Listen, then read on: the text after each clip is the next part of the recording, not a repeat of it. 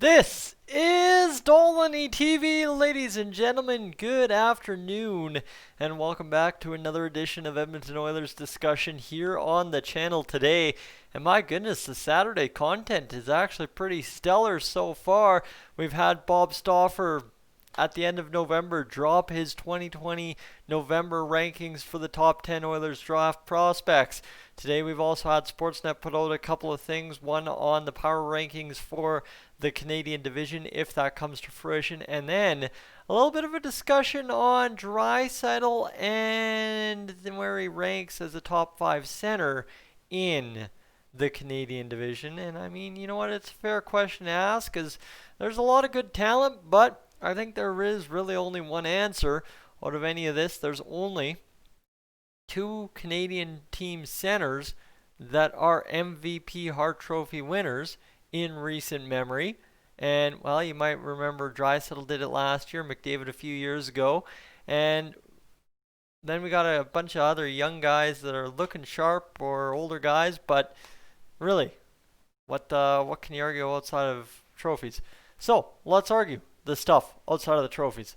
They had Dan Murphy asking Anthony Stewart and Justin Bourne their opinions on the top 5 centers on Canadian teams right now headed into this NHL season. Stewart's got McDavid, Matthews, Draisaitl, Pettersson, Scheifele, and then you've got McDavid, Matthews, Pettersson, Draisaitl, Tavares for Justin Bourne. So there's a little bit of difference, two things different on this list, who's in the number 5 slot and flip-flopping Pettersson and Draisaitl. And this is just absolutely mind-numbing to see that no matter how much Leon Draisaitl proves people wrong, and Anthony Stewart said it right away, is he has to prove me wrong again.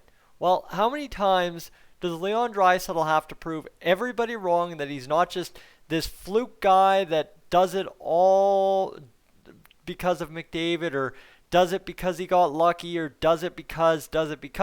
When does it become he does it because he is an MVP caliber player? He is the best player at center next to Connor McDavid among the Canadian teams, and really among a lot of other teams. I mean, Justin Bourne was talking about, well, Draisaitl can't defend. I'm sorry. Ask yourself this. The Oilers throw out 2 centers when it's 5-on-3.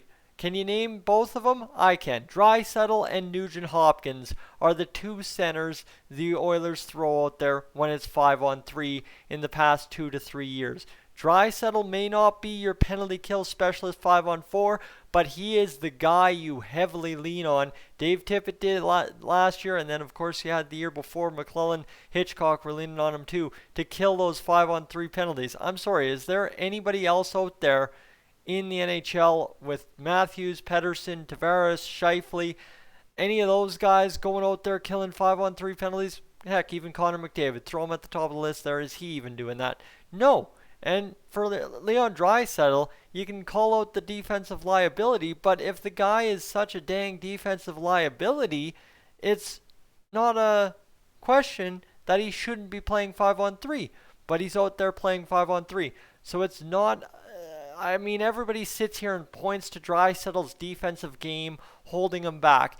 Honestly, why is Connor McDavid number 1 if everybody points to Draisaitl's defensive game being an issue? He can't be number 2, or he can't be number 3 in case of Justin Bourne's take here. We'll get to Anthony Stewart and both of these guys not having Draisaitl at 2, but we got to explain why he's at 4 on one list to begin with.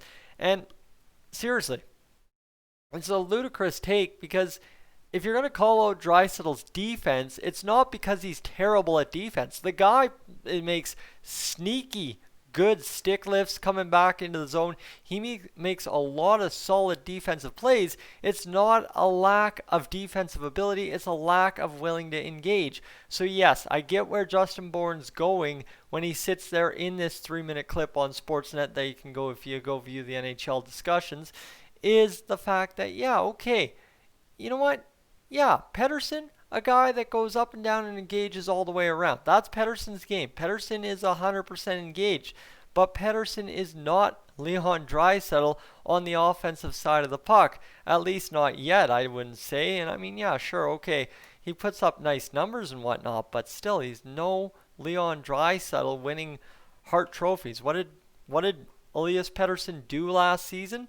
66 points in 68 games. So, yeah, point per game kind of guy. I'm sorry, how many points did Leon Draisaitl have in 71 games? So there's no way you can say that Leon Draisaitl's sometimes lacking engagement on the defensive side of the puck instantly ranks him worse than Elias Pettersson because of just that. And there is no other justification to rank him lower than Elias Pettersson. So therefore, bogus ratings by Justin Bourne, but I mean, both these guys were pretty sitting here like touting their hands like, oh, I wish I could put more Toronto Maple Leaf centers on this list. That's what it seemed like. Anthony Stewart said, well, I can't put all the Leaf centers on the list.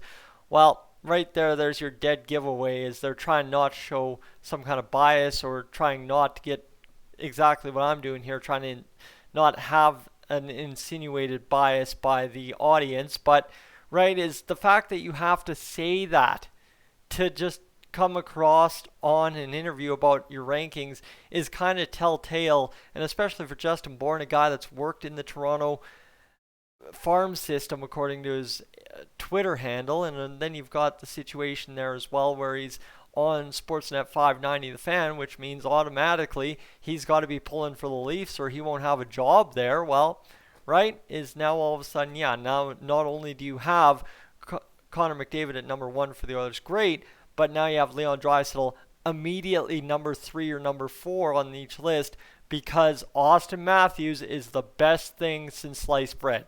Because if you don't have Auston Matthews number 2 to Connor McDavid, it's not going to cut it in a Toronto market. And that is frustrating to see that we are still here no matter what Leon Draisaitl does. And no matter who he proves wrong, no matter how many trophies he wins, no matter what he does, it's all the time somebody's got to be better than him because Auston Matthews exists. And it's frustrating. You know what? At some point, like everybody just sits here and loves to take a dump on the Oilers. At some point, the narrative has to change. And you have to sit here and say, you know what? The Oilers actually have some good pieces. Good for them. I know the old narrative is just crap on the Oilers because it's fashionable for views. And I'm sorry, I'm getting tired of that from the Toronto media and from anybody outside of Edmonton that just sits here and craps on our guys every chance they get because it's Edmonton. Honestly, it's not even because we aren't winning. We were the second place team in the Pacific Division when the NHL went on pause. You know what? Yeah, a loss against Winnipeg cost us a top 4 seed in the playoffs and a berth into the playoffs immediately. Well, I'm sorry. Guys, if on that night when we were playing Winnipeg, when the panel came on midway through the game to announce the NBA season had canceled and that was it, that was all, we were done playing hockey after tonight, I'm sorry, do you blame the players for a lack of engagement? I wouldn't. It was scary times. It's still scary times, right? So just to sit here and just continually crap on the Oilers because we shouldn't have nice things. So we have to make sure we keep telling Oilers fans and anyone across the NHL that the Oilers don't have nice things or their nice things aren't good enough is absolutely pathetic, and it's a narrative I'm very, very tired of. Because, right, honestly, Leon Draisaitl over Auston Matthews. Let's go quickly compare Auston Matthews here for a second. You want to have a little bit of fun? How many times has Auston Matthews won a Hart Trophy? None. How many playoff rounds? Yeah, think about Justin Bourne. Oh, man, Elias Pettersson's a guy I'd take in the playoffs all day, but Auston Matthews is my number 2. He's number 2. I'm sorry. If you're talking about playoffs, then Elias Pettersson should be your number 2, Mr. Bourne. You should not be using playoffs to justify Pettersson over Draisaitl and then have Matthews in number 2, because Matthews has played a total, he's been in the playoffs all 4 years of his career. Guess how many playoffs games he's played max in a year? 7. Well, guess what? That's not a full 2 rounds. That's 1 round gone the distance, and every time it's been a loss. So you can't tell me that because Pettersson's a playoff performer, he deserves number 3 over Draisaitl, but Matthews, because he's a Leaf, just based on that, deserves to be number 2. It's ridiculous. And again, Auston Matthews, Everybody keeps talking. He's got 60 goal ceiling, 50 goal ceiling, 60 goal this. That's what they were going on and on about in that interview. How many goals has Auston Matthews scored since his rookie season where he scored 40? He has not touched 40 again. Yes, he's played 62 games, 68 games, and 70 games, but I'm sorry, is we can keep talking about it. The guy hasn't even played a full season since his rookie campaign, so at some point, like, something really doesn't add up here, and the only thing that doesn't add up is it's the old Toronto media narrative that we just have to crap on the Oilers because they're not allowed to have nice things. Ladies and gentlemen, I'm Tyson. This is Dolynny TV. I am up on out of here.